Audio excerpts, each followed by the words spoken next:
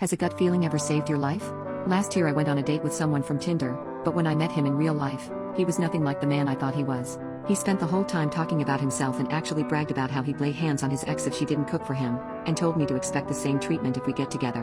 When he said this, I started having a sort of panic attack, and the voice in my head started screaming for me to get out of her. I told him I have to leave to go to family dinner, but as I stood up from the table he grabbed my arm. He began pleading for me to stay, but I kept insisting I have to go and tried to yank my arm out of his grip. He had this manic look on him, and after what looked like some thinking he eventually let go. I went outside and got in my car, but as I was reversing out of there, I noticed him getting in his car. He began following. I panicked and called my mom, who told me to go over to her place and that she's calling the cops. Luckily my mother lives in a gated community where a guard is at the booth, so I was able to get in, but the man following me was not. Once the cops got there, I gave them information about this guy, and it turns out he was on the run for unaliving his ex-girlfriend. He was stupid enough to tell me his real name when we met in person, and it was